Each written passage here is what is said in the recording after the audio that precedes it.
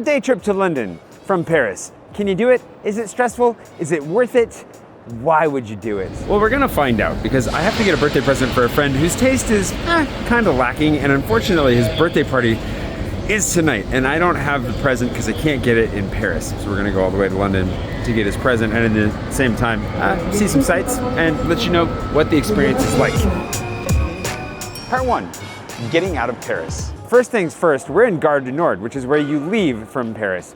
It is early, like 6:30. I got up an hour ago and I haven't had coffee, so forgive me for whatever happens here in the next few seconds. The escalator behind me is how you get up to the Eurostar in Gare du Nord. You'll recognize it for the giant Union Jack on the wall. Then when you're there, they've got multiple screens up for which lines to go in, but it never really feels like you end up going into the line you thought you were gonna go in, and the business premiere is on the far left. It always feels a little bit confusing getting on the Eurostar for whatever reason. I finally got it down, but I've done this a bunch now. There's some food, there's a Paul in case you wanna get one last croissant on your way out, and then there's some other stuff that isn't open, although the Eckie looked like it was open. Is that how you pronounce it, Eckie? Anyways, it's absolute chaos. They say to get here at least an hour early, and that can be true, but I aim for a little bit more like 45 minutes when I'm not trying to stand around filming myself like a goober. I've never had any problems, but it can be kind of a stressful thing, especially if you get on very full train and there are some people who have very important business to get to, and you'll see some very stressed moments in these lines. You don't have to be that stressed out. So, an hour early, Americans, you're in luck because you will get a passport stamp going through here. If you're European, you won't. Sorry. Another count.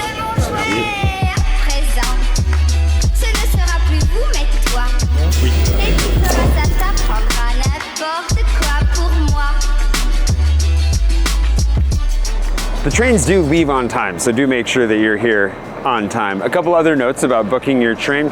It's way cheaper weeks in advance, like minimum 3 weeks in advance. I booked this one 2 days in advance. It was expensive, and I should have booked, I hesitated. I could have booked it 3 days in advance, and it jumped by like 40 or 50 bucks in between round trip. So yeah, book in advance. Although, of course, if you got extra cash, you're flush, whatever, you can go last minute. I'm sure you're fine. The rest of us, business expense, right? Of course, if you do get here a little bit too early, which I've done before, you can spend an extra 50 bucks to get on an earlier train out, and then that'll solve that problem. And it's a good way to make sure you maximize your time in London while you're there. It might also be worth checking if flights are cheaper into London than into Paris, because that's an alternative way of traveling through, but it's something we can cover another time. It has a few details we could put out there. And away we go. They do have Wi-Fi on board, which is really handy and free. It's not really free, you already paid for it with your ticket price, but you get what I mean. Anyways, you just have to log in. It doesn't work in the tunnel because you are gonna go underground to go under the ocean, which is nuts. Don't come at me because it's a channel, it's a part of the ocean. And thankfully, they do have a snack bar, which is important because I am thirsty, and as you can tell, I'm traveling super light today. One of the benefits of doing a day trip. Honestly, if I didn't have my camera bag with me, I'd be going totally bagless, which would be amazing. You can just basically walk over to London and walk back and not worry about it. So no space for a water bottle. Ooh, it is early. I need to hydrate. Traveling light, of course, raises the question, where am I gonna carry this present? The thing is, even though he may be my best friend, let's be honest, he only wears stuff that he's given. So we really need to put in some effort here to help him out with that. Gonna help him look better. So then all you have to do is kick back, put on some music, and relax. Bring a book, a movie. I downloaded some YouTube videos, but at least at this point, it's a sleepy time.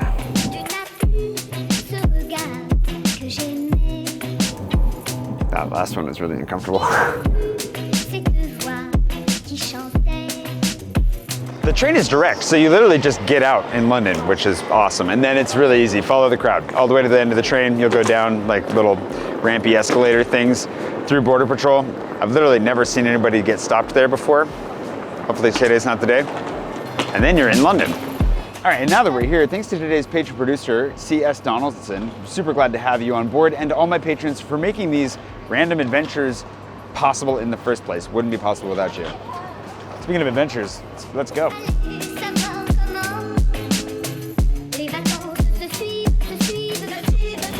Made it through border security, no problems. First things first, obviously, coffee. Part 2, enjoying London. It shouldn't take you any longer to exit than any other train station, and conveniently it's connected directly to the underground, so we can scoot on into London and go directly for coffee. Dear Lord, I don't think I've ever been here during morning rush hour. Whew, it's gonna be an underground experience. Hey, based on the crowding, it looks like at least we're headed the right direction.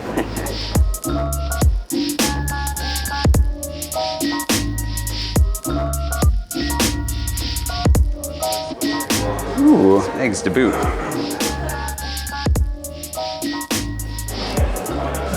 All right, now that we've got coffee, we've got a lot to do before we head back, and I have to find this present because like the party's at 9 and my train gets in at about 9:18.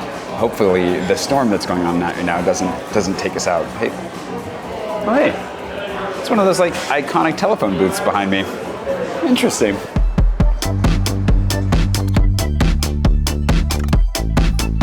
While you're here for the day, the many sites you could go to see could include Covent Garden, the National Gallery.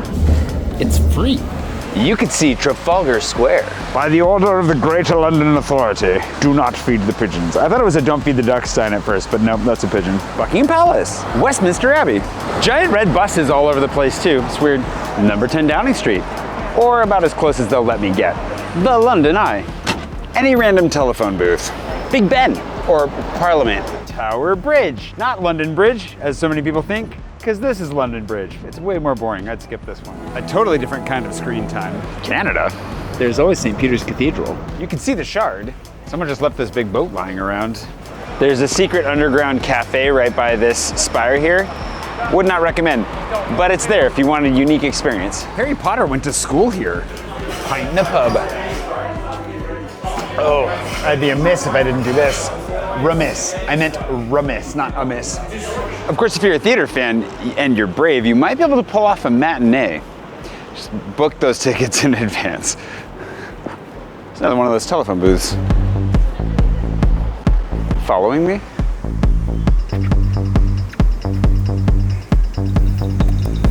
Give us democracy! Give us democracy! I've been out of France for all of about 5 hours, and honestly, I'm kind of missing it, so I found a protest. They gave me a sign and a shirt. This is the most French thing I've ever done in London. The most French thing I've done in London. If you want to learn more, I'll put a tag to there's an acting school that I know here that is getting evicted basically. And yeah, not cool. Here to protest. Go follow him. See what's going on. Now, of course, I'm just going to all these things to show you how much time you really could have during a day to see a lot. And a lot of it's within walking distance, like the big stuff that London is most famous for, kind of the stereotypical things to see, easy to spot. If you do want to take your time, like at the National Gallery, Covent Garden, or maybe you want to go see one of the millions of other things you could see in this city, just pick 2 or 3 of them. And you can do it. You got a good chunk of time. We'll talk about what time we need to get back to the Eurostar. Actually, we should get back to the Eurostar now. I still haven't found the right gift. We should go find we gotta go find that gift. Oh man, I don't wanna let him down.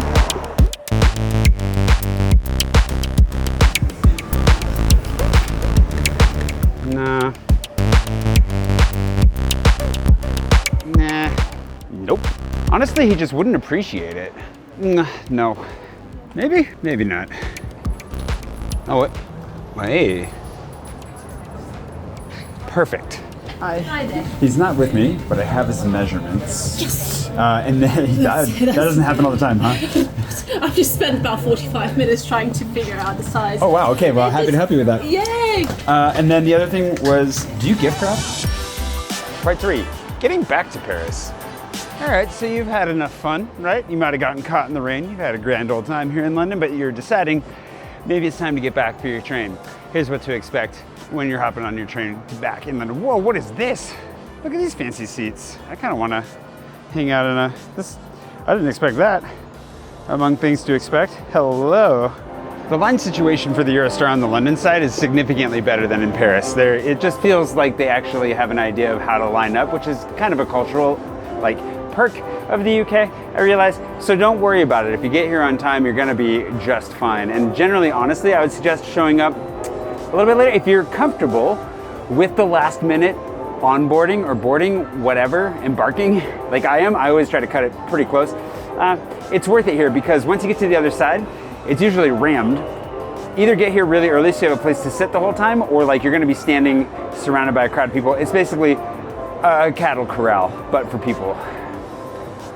Yeah, it was one of my least favorite parts of a day trip here for sure. Yeah. All right, Eurostar. Yeah. You're gonna have to line up. First things first. You need snacks. Snacks, I say. You can always grab some fresh fruit or salads. Cheesy poofs, an all-time favorite. Not the healthiest, but that's why you can move on. And of course, for the pseudo-healthy sweet lover in your life, do not forget the Percy pigs. I did not know about these until I made more British friends and also lived this close to the UK. And always just a good gift for friends to bring back.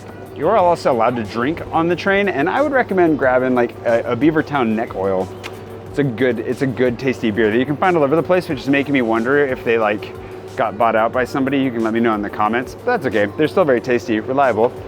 Maybe only have one on the train if you can handle it, two, but I mean, you know, makes for a nice relaxing ride. Of course, if you're traveling with a group, a bottle of bubbly could go a long ways. No judgment if you're not traveling with a group, we're just gonna leave that there.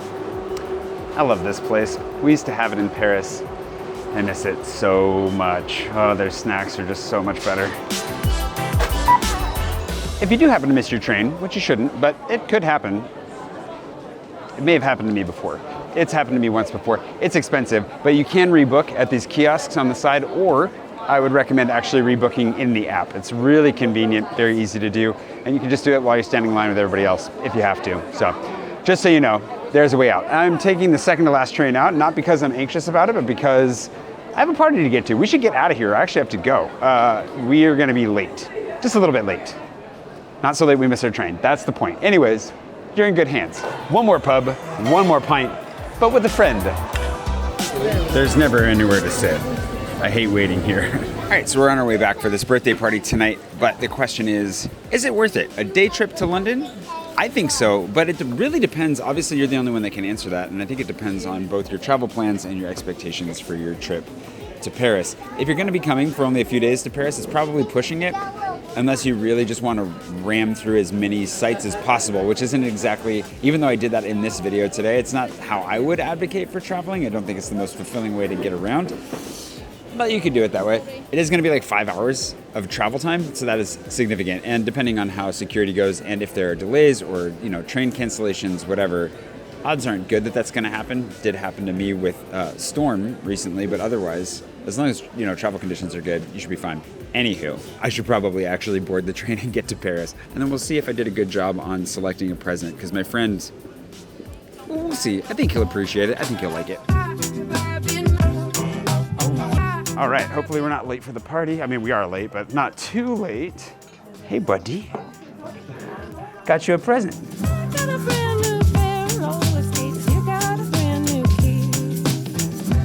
I think he likes it. If you enjoyed this, make sure to subscribe and go to ParisMyPocket.com for all the Paris travel advice you need, including we'll put some tips in there for day trips to London for sure, and maybe we'll give credit where credit is due, where the rain jacket came from.